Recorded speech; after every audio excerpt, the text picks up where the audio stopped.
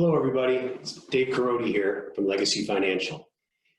Today we're going to talk about Medicare and what baby boomers need to know about Medicare and long-term care insurance. This is a short presentation, about 20 minutes, and it'll give you some basic information that everybody needs to know to help them make an informed decision going forward about their Medicare. We're going to start with three key points. First key point, and probably the most important, is if you do not enroll in Medicare on time, you will pay a monthly penalty. What it doesn't say is you will pay that monthly penalty for the rest of your life. So it's important to know when to sign up for Medicare and to take care of it so that your Medicare coverage starts at the right time. Number two, if you do not get the right insurance to go with Medicare, you might end up paying too much for your Medicare in premiums and/or out-of-pocket costs.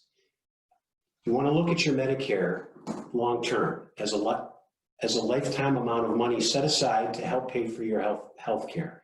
You want to pay as little as possible for good health insurance when you're younger so that you leave more money to pay for your health insurance when you're older and you'll use your health insurance more. And point three, if you do not plan for higher healthcare costs in retirement, you could run out of money and not be able to get the care you need. This agenda, we have three parts. Part one is Medicare enrollment. What is Medicare, basically? Who needs to enroll in Medicare and when? And how do you enroll in Medicare? Part two is the marriage between Medicare and private insurance. How much does Medicare cost? And what does it cover? More importantly, what does Medicare not cover? And how does private insurance work with Medicare together to give you comprehensive health insurance in retirement? Agenda three, planning for higher healthcare costs. Two obvious reasons why healthcare expenses are going to be higher going forward. One, obviously inflation. And inflation impacts health insurance more than it does everything else. I mean, you know that the cost of health insurance goes up at a very high rate every year, and we see that not ending in the near future. And you're also going to have an increased need for services as you age, and you have to make sure you have the coverage to pay for those so that you're not out of pocket. Also, Medicare does not cover long-term care insurance, and as many of us know, a lot of us will end up using long-term care insurance in some form or another, long-term care coverage in some form or another, and you need to be prepared for it in advance. So let's go back to part one, Medicare enrollment. Who pays for healthcare in the United States? Well, before you turn age 65, most of us are covered on an employer group health plan, either ourselves or our spouse, or we could be covered on COBRA or on a retiree health insurance plan that we got from our employer when we left, which those are becoming very rare. We could have individual health insurance out on the exchange, or the dreaded other, which usually means you're self-insured and you pay for it out of your pocket. After age 65, it's important to know that Medicare is going to pay first. It is your primary health insurance payer, except under one important exception. If you are still working or your spouse is still working, and that plan, and you're covered on that group health insurance plan, and it covers 20 or more people, that is primary until you leave that plan. Medicare is secondary. So Medicare pays first, your other insurance pays second. It's important to know that if you do not sign up for Medicare, and since it's primary, it won't pay, which will mean in most cases, your secondary insurance, which has been covering you before you're 65, won't pay either, and you end up self-paying for your insurance. So, to reiterate, unless you are covered or your spouse is covered by an employer group health plan that covers 20 or more employees, you must enroll when you turn 65. What if you don't enroll in Medicare on time? Well, you're going to pay a late enrollment penalty. That penalty will be monthly and it'll be for the rest of your life. It's not backbreaking, but it adds up. And the reason that they put the penalty in there is they want people at 65 to sign up for Medicare because those 65 to 70-year-olds are the healthiest group of Medicare recipients, and they need their premium dollars to help make the whole system work for everybody. Secondly, and more importantly, is your healthcare expenses may not be covered by insurance. You may find yourself without health insurance.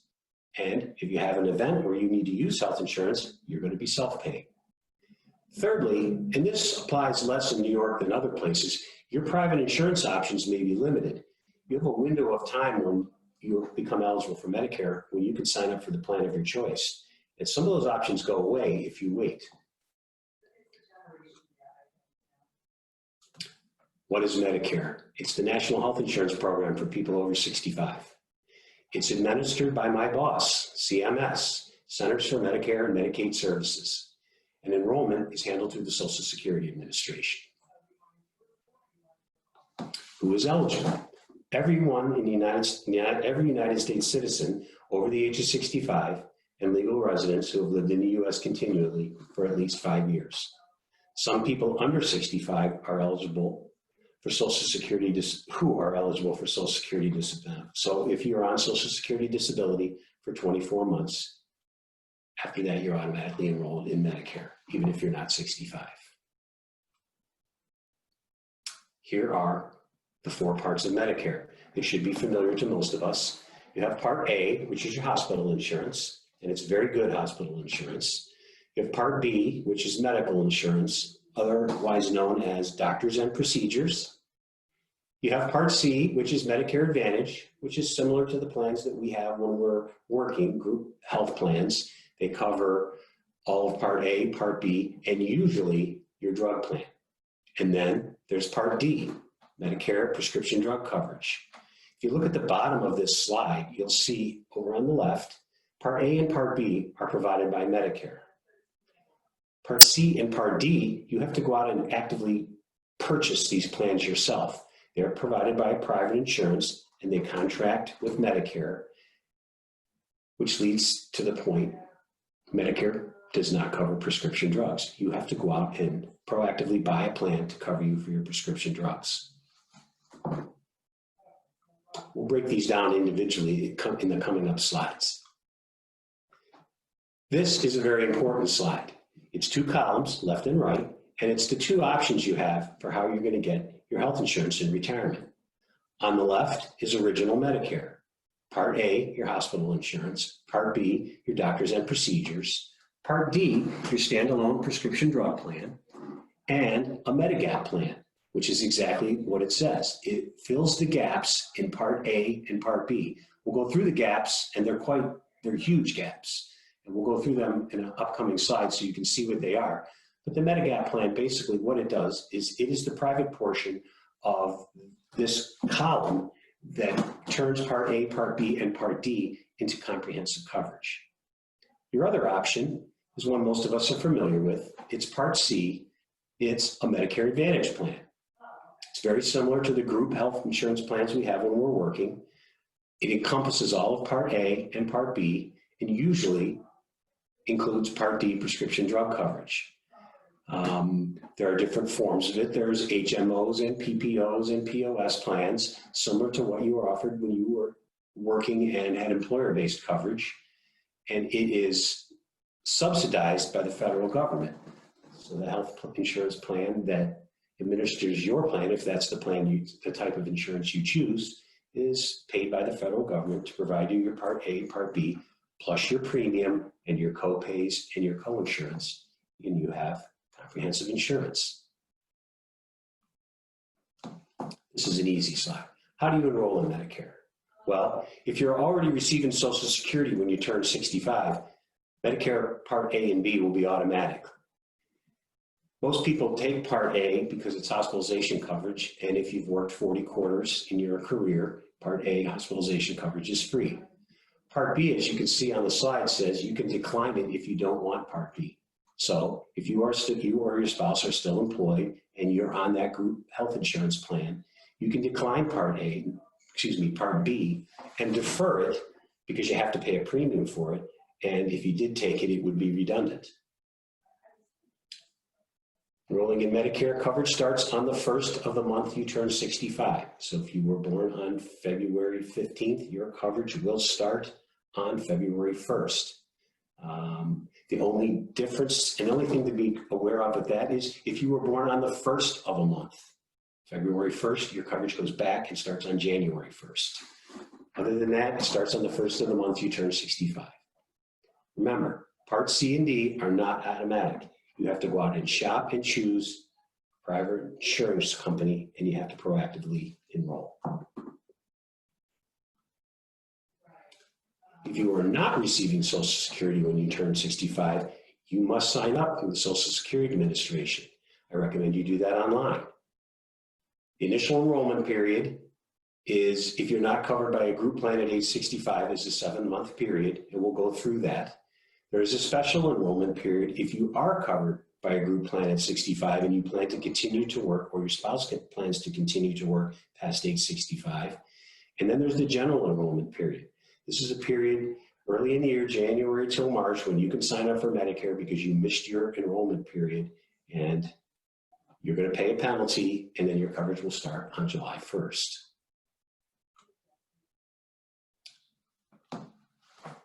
The screen looks complicated, but it's not.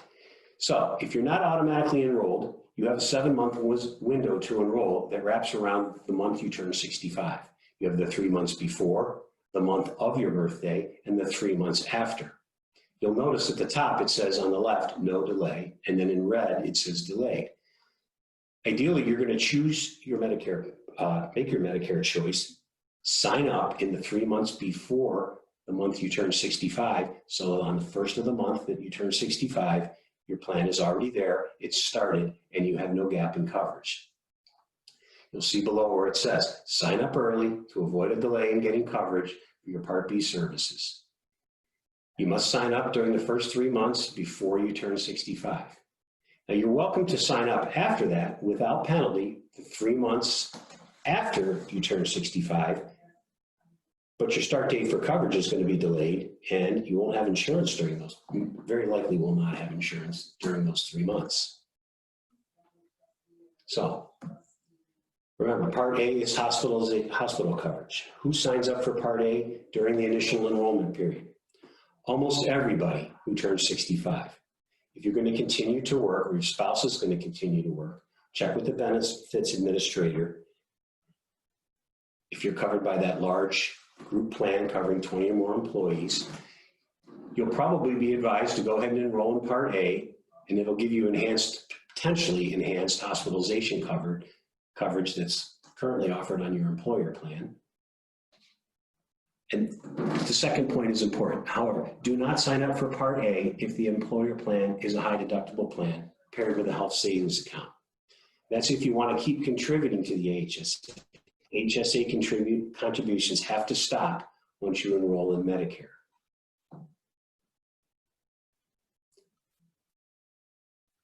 Who signs up for Part B?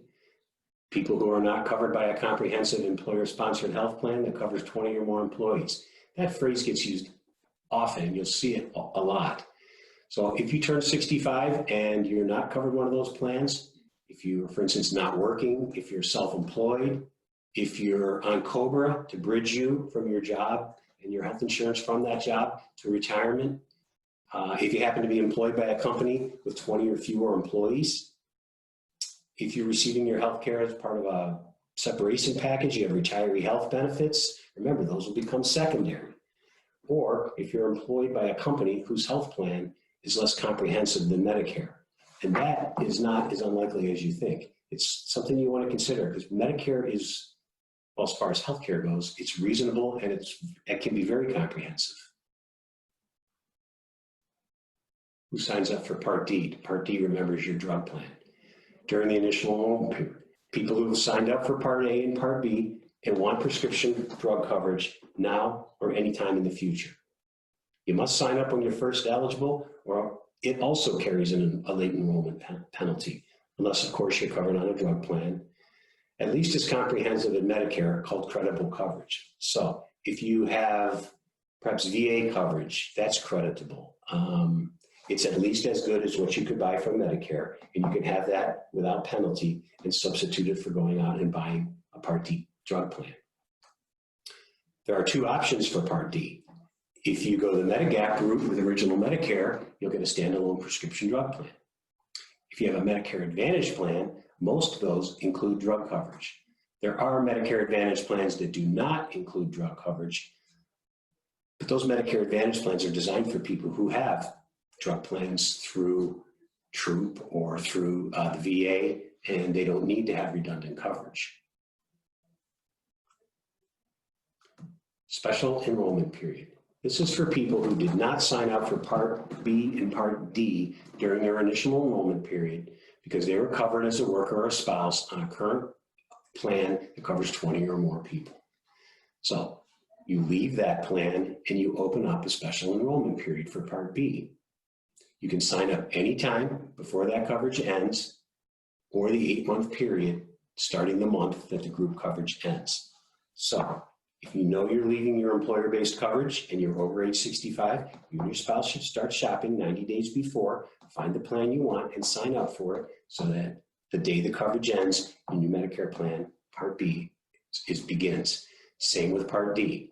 Anytime before the coverage ends, but it is not an 8-month period without penalty starting the month the group coverage ends. It's a 63-day window. So avoid your late enrollment penalties. Like I said before, they're not a ton of money, but they're forever, and it adds up. And the longer you wait, the bigger the penalty is. So sign up during your initial or special enrollment period and avoid gaps in coverage, because that's where the real pain could be, is if you find yourself uninsured and you have a health event and you haven't signed up for Medicare on time, that could be a financial disaster. So sign up before your current coverage ends. It's future effective to when the coverage ends, so it's not going to be duplicate coverage. It'll just start at 12:01 a.m. when the other ends. So general enrollment period is for people who missed the initial enrollment period. You can sign up during the general enrollment period. Like I said, it runs from January 1st to March 31st. Your coverage starts on July 1st. And if you sign up during these months, you will have a gap in coverage until July 1st when your coverage begins. This is another important screen. This is a review of the enrollment period. So you have IEP, initial enrollment period. For everyone age 65 or older who's not covered on an employer-sponsored group plan that covers 20 or more employees. Best time to sign up, 3 months before your 65th birthday, future effective to that date. Coverage will start on the first of the month you turn 65. For those of us who are covered on or a spouse is covered on a current plan covering 20 or more employees, you have a special enrollment period that begins when you leave that plan. It lasts for 8 months after you leave, but you should also sign up 3 months before that so that the coverage starts when your coverage with your employer ends, so that you do not have a gap. And then to reiterate that screen before this, the general enrollment period for everyone over 65 who missed the initial enrollment period. You do not want to be using the general enrollment period. Easiest screen in the whole presentation, how do you sign up for Part A and B? You go to www.ssa.gov, you fill out this information screens. They're very simple. You can also call, you can also schedule an appointment and do it in person. But with the situation we're dealing with now with COVID, they're going to ask you to do it online, and it's very simple. If it's something that's giving you trouble, you can give us a call. I'll be happy to help you with it. How do you sign up for Medicare Part D? Remember, Part D is your drug plan. What you need to do first is you need to decide, do I want original Medicare, Part A and B, with a Medigap plan, plus a standalone prescription drug plan, or am I going to sign up for a Medicare Advantage plan, Part C, and my drug coverage will be included with it? You do not apply for Part D through SSA.gov. You apply through the private insurance company that's offering the plan, and you can do that at Medicare.gov, or we can help you shop for a plan here. This is something you want to shop very carefully for. You want to know what your prescription drugs are. We have software here. We can plug all that information in, and it'll give you exact prices and coverages so you know in advance before you sign up what this plan is going to cost me during the year. and you can plan ahead for it and buy the plan that suits your needs the best. Part 2, Medicare and private insurance. Remember, this is a marriage. You have Medicare, Part A and B, and you have private insurance. Together, they give you comprehensive health insurance. The screen demonstrates that premiums are nearly half of your out-of-pocket spending when you're on Medicare.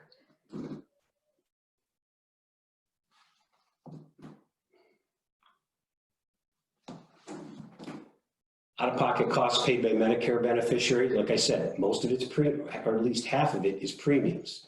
Your Part B premium, which currently averages $144.60 a month, that's paid to Medicare. Then the private insurance part, the premium for your Medigap plan or your Medicare Advantage plan, is paid to the insurance company.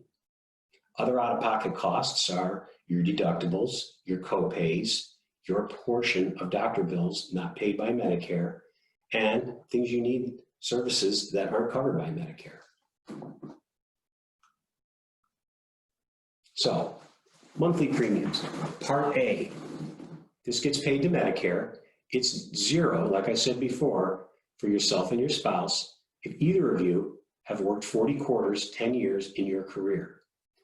There's a premium of $252 for people who have worked less than that, and the people who've less than 30 quarters, there's a premium for that. Part B is paid to Medicare, $144.60 a month, and that's in 2020, and that is going to go up next year. In 2019, it was $135, so it's gone up $9.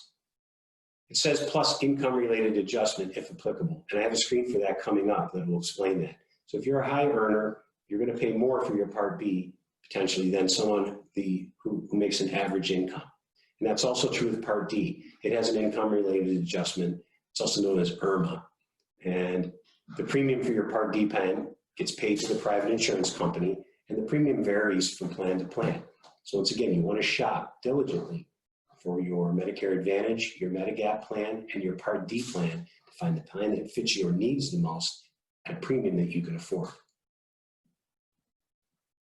This is the screen for Part B and D, including the income-related adjustments. Just below the yellow boxes on the top, you will see $87,000 and change, and then MAGI joint, which is Modified Adjusted Gross Income Joint. So if you're a married couple and you make less than $174,000 a year in retirement, go over two screens, or two columns, and you'll see $144.60 as your monthly premium. If you go down a screen, if your income falls between $174 and $218, you'll see the $144.60, and look to the right of that, plus an additional $57.80 per person per month, for a total all the way to the right of $254.80 per person for your Part B. Part D, your drug plan, that premium gets paid to the health insurance company, but the Part D IRMA, if you have an income-related adjustment for your drug plan, that gets paid to Medicare. Whoops. So, Part A and Part B. Part A, hospital insurance, has a deductible. It's $1,408 this year per spell of illness. It's not an annual deductible. So if you go to the hospital more than once in the year, you start with the first $1,408. Part B has a very reasonable $198 a year. That's waived by law for some preventative services like your flu shots and mammograms, bone mass tests, etc. And that's paid once a year. So once you pay that, then you're done with your Part B, and that is actually a deductible. Part D, your drug plan, the drug plan is based on a model that the government has set out, CMS, and the model, which is, this is how your drug plan is going to be laid out, has a $435 a year deductible. If you're part of a Medicare Advantage plan or a prescription drug plan, they can charge you less than that, but they can't charge you more. The co-insurance portion, this is where you are co-insuring yourself with Medicare, and for hospitalization stays, it's $352 a day for days 61 to 90. So the first 60 days are covered under that $1,400. After that, it's $352 a day for days 61 to 90, and then it goes up to $704 a day from 91 to 150. Skilled nursing provides you with $176 a day. You pay $176 a day for days 21 to 100, which leads you to believe that the first 20 days of your skilled nursing are covered as part of that $1,400. Skilled nursing is not long-term care. It is rehab services. If you break your hip and you get out of the hospital and you have to go to a rehab facility and learn how to walk on your new hip again, that's what that is for, or for other things that you might find yourself in rehab. Part B basically covers 80%. You pay 20%. There's also unassigned claims, 20% of approved rate plus balance of actual charge. That means in certain situations, physicians can charge an extra 15% above the CMS approved charge, and that gets billed to you also. So basically on Part B, you have 20% on original Medicare. Looking at those last two slides, now you know why you need a Medigap plan. The Medigap plan fills most of those holes. Part D, coinsurance. This is the standard model. Beneficiary pays the first $435 every year, 25% of their drug costs after that deductible has been paid, and a small copayment once out-of-pocket spending has reached $6,350. But drug plans vary widely. Some will pay more, so you go and you shop. Some have a $300 annual deductible. It's important to find a plan that covers the drugs that you take in a tier that is affordable for you, if possible.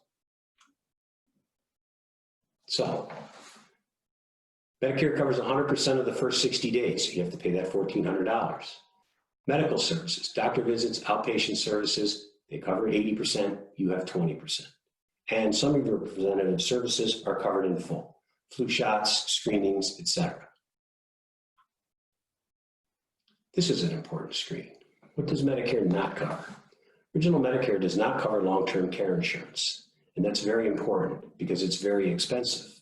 Now, sidebar for just a moment, it is one of the reasons that I do this job now. My mother was in her late 60s, young and healthy. She was a runner, and she got Parkinson's disease, and she almost completely lost her balance to the point where she had to live in a skilled nursing facility. And she lived there for 9.5 years. She did not have long-term care insurance. Her residence cost roughly $15,000 every month for 9.5 years. And the money that my parents spent their lives accumulating was lost to that. And there was no choice. And when she died, she was on Medicaid. And it was a mistake our family made that I hope to help other people not make. So Medicare does not cover long-term care. Care delivered outside of the U.S. unless it's emergencies. Emergency care and, I can't remember the name of that word, urgent care. Urgent care and emergency care are covered outside the U.S. Dental is not covered, very important. Vision care is not covered. Your hearing aids are not covered. No cosmetic surgery, acupuncture, and other alternative care is not covered. Amounts over the Medicare approved limit, which was that 15% I mentioned before that you could be billed for, and amounts not covered by deductibles and coinsurance on Part B, which is your 20%. Back to this screen for one moment. That 20% can be a very daunting bill. If you go to the hospital and you have an open heart surgery and that open heart surgery costs $50,000, 20% of that, you have 10 grand coming plus the hospital stay, $1,408. It can get crazy expensive quickly, which is where private insurance comes in. And this is that screen. What private insurance may cover in full or in part. It can cover those deductibles and coinsurance amounts, like that Part A deductible. Hospital costs after 60 days, the 20% of doctor bills that Medicare doesn't pay on Part B, and the amount the doctor charges over the Medicare approved amount, all those on certain plans are covered. Prescription drugs, it may cover the deductible. It may have a lower deductible. most of the cost of certain drugs during the initial benefit period and the catastrophic coverage period, but not the donut hole. So in Medicare, you're going to find that your drugs are divided into 5 tiers. Tier 1 being, your most common generics, and Tier 5 being your most expensive compound formulas and things like that. And there's different copays for each tier.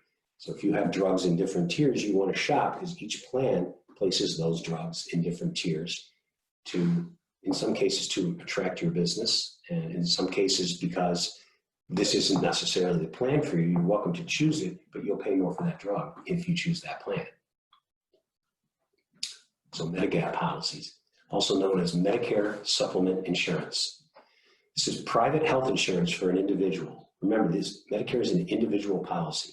It's sold by a private insurance company. It supplements original Medicare coverage A and B.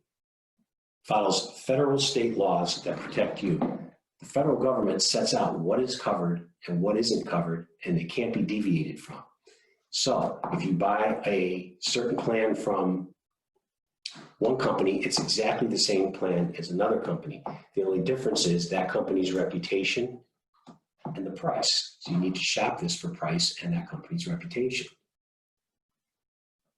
Like I just said, your Medigap insurance companies can only sell a standardized Medigap plan. It's identified by a letter of the alphabet, and we'll show a screen coming up in a moment that will make that a little easier to understand. It does not work with a Medicare Advantage plan. You're going to have one or the other, not both. You will pay a monthly premium for it, and the costs vary by plan, company, and where you live. So you have plan A, B, C, D, F, G, K, L, M, and N. You're going to choose one of those columns. You'll notice that the coverages are all the same. Some of the columns have blank spots, things that are not covered. The most common plan up until now, until recently, was Plan F. It is completely comprehensive. It covered things like foreign and emergency travel insurance up to 80%. It covered everything without you having to pay anything in addition to your premium. Plan F went away for people who turned 65 after January 1st, 2020. We now have Plan G, and you'll notice the difference on that is the Part B $198 deductible. That is not something that's going to be covered on a Medigap plan any longer, but that's generally the only difference. You'll pay more for a plan like this than you would for a Medicare Advantage plan in most cases, but the coverage is comprehensive, as you can see. Medicare Advantage plan, which was that right-hand column, Part C. Health plans also approved by Medicare, run by a private insurance company. In this area, we have quite a few. We have Excellus and United Healthcare and MVP and Aetna, etc. Medicare, the federal government, pays a certain amount for each member's care to that company. And for that premium, plus the premium you pay them, you get all the coverages under Part A, all the coverages under Part B, and usually Part D, prescription drug insurance coverage. So it can also include ancillary benefits, something that a Medigap plan cannot offer. You can get things like vision or dental, hearing. Benefits and cost sharing may be different from plan to plan, so you have to shop them to find one that meets your needs. In the United States, most people still have a Medigap plan combined with original Medicare Part A and B. What's unusual, and it's an interesting point, in our area, in Monroe County and the surrounding counties, about 80% of the people on Medicare have a Medicare Advantage plan. Our plans are very well developed. They're well administered. They make a lot of money for insurance companies. And it's also something that we are accustomed to because it's what kind of insurance that we've had our whole careers as working people. In other parts of the country that maybe are very sparsely populated, say for instance, if you lived on a ranch in Wyoming, there just aren't enough people there to warrant a Medicare Advantage plan. It may not even be offered. You may have no choice but to have a Medigap plan because, like I said in the beginning, Medigap plans are, and original Medicare are good anywhere in the United States that accepts Medicare. When you have a Medicare Advantage plan, you have a network. You can have extended coverage to other areas like in a PPO plan, but you need to shop, and your specific situation will govern that choice. So, shop carefully for your private insurance. Medigap policies are standardized. That means the coverages are the same, but the premiums vary dramatically, anywhere from $155 to $490 a month. Choose the policy that gives you the coverage that you need, an A plan, a B plan, an N plan, and choose a reputable company offering that policy at the lowest possible price. So you're going to shop price for private insurance, especially Medigap insurance, and you're going to shop reputation. Drug plan benefits vary considerably. There is probably a drug plan that is best for you. My job and what I do for our clients here is I help them through our software and putting their drugs into the situation and the questions that we ask. We end up with quotes from every one of the available companies so that you have the information that you need so you can choose the drug plan that's best for you. If you choose the Medicare Advantage option, choose the plan offering the coverage that you need at a fair price. Also, many people are accustomed to one company over the other. They know how things are done there. They've been with them while they were working for many, many decades. And then they'll go to that company, find that plan from them that offers them the coverages that they need at a price they can live with, and they choose that. One thing to remember that they don't tell you in here is Medicare is an annual policy. It's like a one-year contract. This is something, these plans change from year to year. Medicare Advantage plans change every year, and your health changes every year. This is something you sit down during the annual election period, October 15th to December 7th. It's why it's there, so you can review your plan and look at the changes that have occurred to it, input into that formula your health changes, and decide, is this plan still the right plan for me, or do I need to move to a different plan? Because during that period, October 15th to December 7th, you can change without penalty. Part 3, planning for higher healthcare costs in retirement. Out-of-pocket healthcare spending by gender and age. Women spend significantly more on healthcare than men. They use their health insurance, which is probably part of the reason why they outlive us to such a large degree. They also are more likely to populate a skilled nursing facility. Because of that longer life, they're going to need more services as they grow older. Lost my spot. Here we go. This is a typical Medicare budget today. These are the insurance premiums. Remember, Part A is free if you've worked. Part B, for the average person, $144.60 a month. If you choose original Medicare and a Medigap plan, they average the premium at about $200 a month. And a Part D drug plan, $40 a month. That's frankly high for here. But it's, for comparative purposes, about $384.60 per person per month. And here's your budget. You've got insurance premium of $384.60 from the prior screen, times 12 months, $4,615. Out-of-pocket costs associated with your prescription drug plan, copays. Dental out-of-pocket, because with original Medicare and a Medigap plan, you won't have dental coverage. Vision, you won't have vision coverage, say $450, $300, and alternative care, chiropractic, acupuncture, etc. Total, let's just say roughly $6,000 a person per year this year, and rising every year. You're going to be faced with higher premiums going forward, and you're going to be faced with higher out-of-pocket costs for the services not covered by Medicare and Medigap. Because you're going to use, not only are the costs going to go up, but you're going to use your health insurance more as you age. So a change in health status may require expensive prescription drugs, something that may be a tier 4 and tier 5 drug, where you're going to have a big contribution out of pocket every month. And you're going to be using more services not covered by insurance, those things listed below. The 10-ton gorilla in the room on the bottom of the screen, long-term care insurance.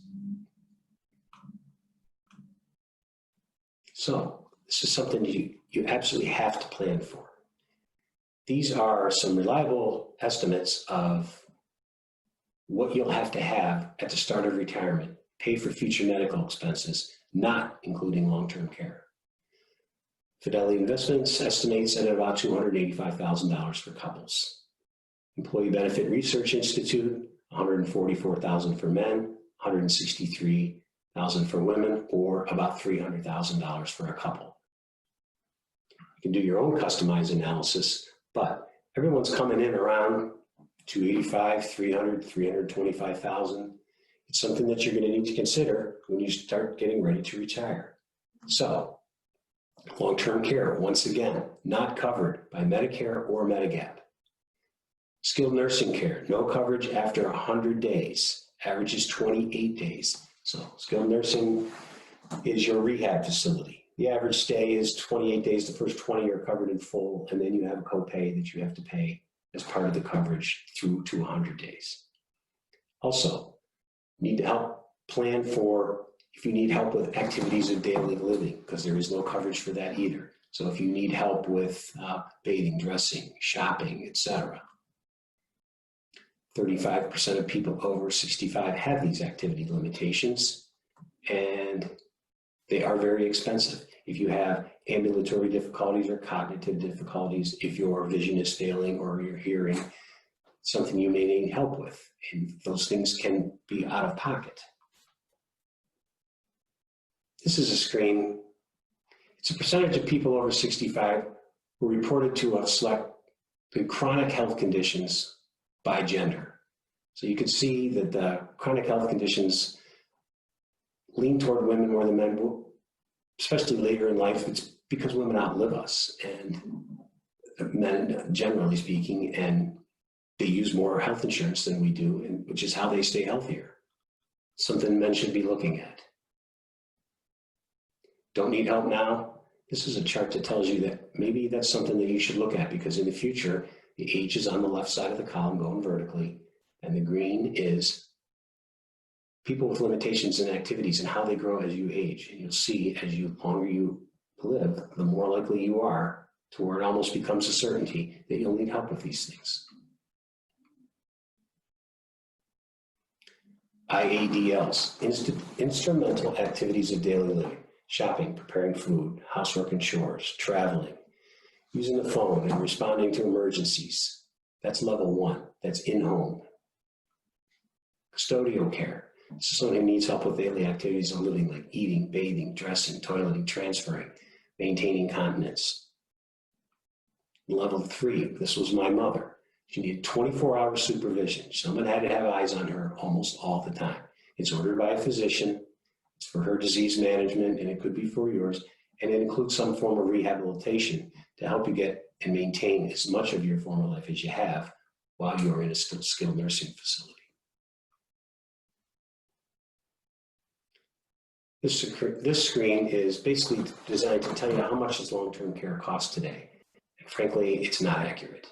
Like I said, my mother's care was, at the end, $15,800 a month. It was at what I think was the best facility available. It can be less than that, but not a lot less. And she had to spend down her estate till she got to a certain level, and then Medicaid stepped in and paid from that. But we had to bankrupt her first.